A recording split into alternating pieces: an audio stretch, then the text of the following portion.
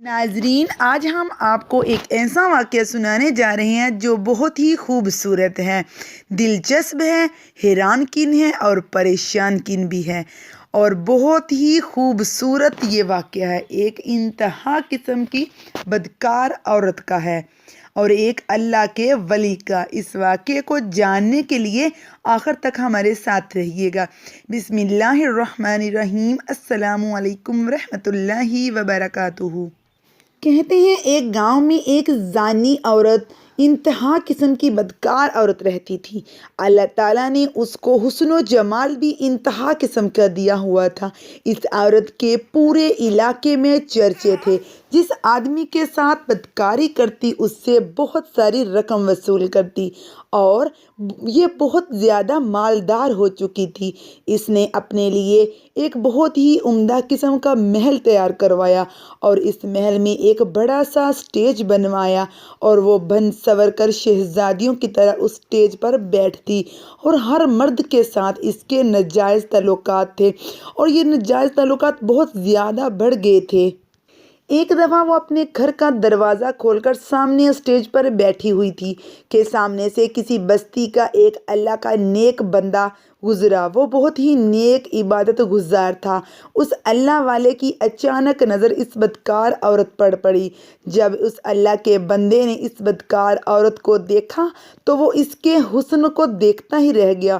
وہ ادھر سے تو چلا گیا مگر اس کا چہرہ اس کے دل میں اتر گیا، اور وہ شخص جب بھی اپنے اللہ تعالیٰ کی عبادت کرتا، تسبیحات کرتا، ذکر و اذکار کرتا، اس کا کہیں بھی دل نہ لگتا۔ حتیٰ کہ وہ روزے بھی رکھتا، پھر بھی اس کا دھیان اسی بدکار عورت میں ٹھہرا رہتا۔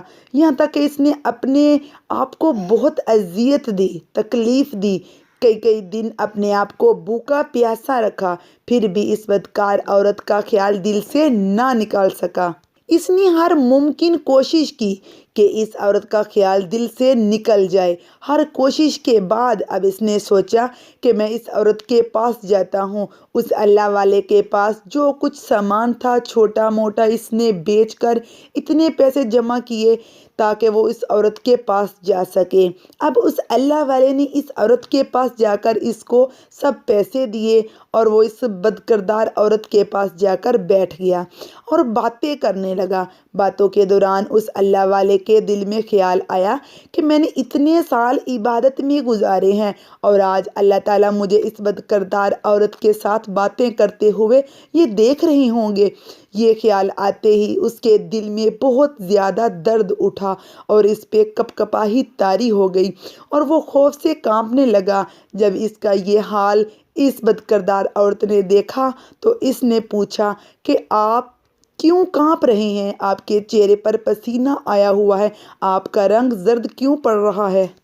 اللہ والے شخص نے کہا کہ بس میری طبیعت ٹھیک نہیں ہے۔ تو پھر وہ عورت بولی، جلدی سے اپنا مقصد پورا کرو جس مقصد کے لیے تم یہاں آئے ہو۔ تو وہ شخص بولا، نہیں۔ وہ عورت بڑی حیران ہوئی اور سوچنے لگی کہ میں نے ایسا کوئی شخص نہیں دیکھا جو میرے اتنے قریب آئے اور اپنی حاجت پوری کیے بغیر یہاں سے چلا جائے۔ پھر اس نوجوان نے کہا کہ میں یہاں سے جاتا ہوں۔ پھر اس بدکردار عورت نے سوال کیا کہ تم کون ہو، کہاں سے آئے ہو اور کیا ہو؟ پھر اس اللہ والے نے اپنا نام پتہ سب بتایا۔ اس کو اس شخص نے بتایا کہ میں یہ سوچ رہا ہوں کہ میں نے اتنی عمر اللہ تعالیٰ کی عبادت میں گزاری، اور آج میرا رب تم جیسی عورت کے پاس مجھے بیٹھا ہوا دیکھ رہے ہوں گے۔ پھر اس شخص کی آنکھوں میں آنسو آ گئے اور وہ وہاں سے چلا گیا۔ جب وہ وہاں سے چلا تو اس عورت کو اس کی باتوں نے الجھا کے رکھ دیا۔ وہ سوچنے لگی کہ یہ کموارا مرد ہو کہ اللہ تعالیٰ سے اتنا ڈرتا ہے، حالانکہ اس نے کوئی گناہ بھی نہیں کیا، اور میں تو دن رات گناہوں میں مبتلا رہتی ہوں، تو میں کیوں نہ اللہ سے ڈرتی پھرتی نہیں ہوں۔ میں تو اللہ سے کیوں نہیں ڈر رہی، میں تو اللہ سے ڈرتی ہی نہیں ہوں۔ وہ اپنے دل ہی دل میں شرمندہ سی ہو گئی اور وہ دل میں سوچنے لگی کہ اچھا، میں کسی ولی کے پاس جا کر پوچھتی ہوں کہ کیا میرے لیے بھی کوئی توبہ کی گنجائش ہے۔ جب وہ اپنے گھر سے نکلی تو اس کو سارا گاؤں جانتا تھا۔ جب وہ ولی اللہ کے پاس گئی تو اس نے کسی کے ہاتھ پیغام بھجوایا اس ولی اللہ کو کہ میں آپ سے ملنا چاہتی ہوں۔ اس اللہ کے ولی نے اس عورت سے ملنے سے انکار کر دیا اور وہ شرمندہ ہو کر گھر میں چلی آئی، اور وہ یہ سوچنے لگی کہ جب اللہ کا ولی مجھ سے بات نہیں کرنا پسند کرتا تو میرا اللہ مجھ سے کیسے بات کرنا پسند کرے گا، میں اتنی کھڑی ہوئی عورت ہوں۔ پھر وہ عورت اپنے گھر میں آ کر ایک کمرے میں بند ہو گئی۔ اس نے بچپن میں کسی بڑے سے سنا تھا کہ جب انسان اپنے اللہ کو منانا چاہے تو اللہ کے آگے سجدہ کرنا چاہیے۔ چنانچہ اس نے اپنے کمرے کی کنڈی لگا کر تو ایک کونے میں اپنے اللہ کے ہاں گر گرا کر سجدہ کرنے لگی، توبہ کرنے لگی، دل کی گہرائیوں کے ساتھ توبہ کرنے لگی، اور وہ سجدے میں روتی ہوئی وہاں ہی سو گئی۔ اور پھر میرے اللہ تعالیٰ کی شان دیکھیں، جب صبح ہوئی تو اس کے دل میں خیال کیا آتا ہے کہ میں گھر میں اکیلی رہتی ہوں اپنی ملازمہ کے ساتھ۔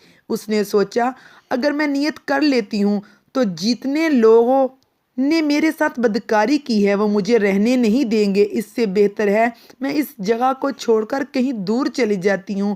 اور جب وہ گھر سے نکلی تو بالکل سادہ لباس سے نکلی تاکہ لوگ اس کو پہچان نہ سکے۔ وہ سوچنے لگی کہ میں عورت ذات کہاں جاؤں گی، پھر اس کے دل میں خیال آیا کیوں نہ اس اللہ والے کے پاس چلی جاؤں جس کے دل میں اللہ کا خوف تھا اور وہ اللہ کے خوف سے کانپ رہا تھا۔ میں اسی نیک بندے کے پاس چلی جاتی ہوں، میں اس کی خادمہ بن جاؤں گی، کیا پتہ وہ مجھے نکاح میں قبول کر لے۔ وہ اس کی تلاش میں نکل گئی۔ وہ تلاش کرتے کرتے اس کے گھر تک آ پہنچی اور اس کے گھر والوں کو کہنے لگی کہ مجھے فلاں شخص سے ملنا ہے۔ اس کے گھر والے کہنے لگے اس کی عبادت کا ٹائم ہے، تم انتظار کر لو۔ وہ انتظار کرنے دروازے کے پاس بیٹھ گئی۔ جب اس شخص کی عبادت ختم ہوئی تو اس نے دروازہ کھولا تو اسی عورت کو اپنے دروازے کے سامنے پایا تو وہ اس عورت کو دیکھتے ہی کانپنے لگا اور سوچنے لگا کہ یہ پھر سے میرا ایمان خراب کرنے تو نہیں آ گئی، میں نے تو پہلے ہی اتنی مشکل سے اس کا خیال اپنے دل سے نکالا تھا۔ اس کے دل میں اتنا خوف طاری ہوا اور وہ کانپنے لگا اور وہ وہیں گر کر مر گیا۔ اس کے گھر والے بہت ہی صدمے میں تھے اور اس عورت کو بھی بہت زیادہ غم تھا اس کی موت کا۔ پھر 3 دن کے بعد اس عورت نے اس کے گھر والوں سے بات کی، میں تو اس نیت سے آئی تھی۔ اس کے گھر والے کہنے لگے اب تو وہ اس دنیا میں نہیں ہے، اس کا ایک چھوٹا بھائی ہے، اگر تم چاہو تو ہم لوگ اس سے بات کر کے دیکھتے ہیں، اگر وہ نکاح کے لیے مان جاتا ہے تو تم اس کے ساتھ نکاح کر لینا۔ اس عورت نے کہا ٹھیک ہے۔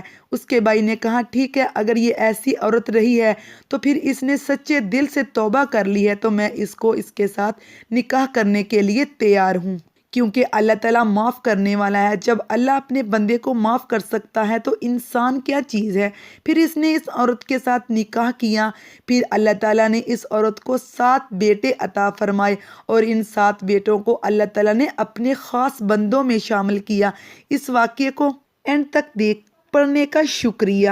اس واقعے سے ہمیں یہ سبق ملتا ہے کہ ایک بدکار عورت بھی جب سچے دل سے توبہ کرتی ہے تو اللہ تعالیٰ اس کی توبہ بھی ضرور قبول کرتے ہیں۔ اللہ تعالیٰ بہت غفور الرحیم ہے۔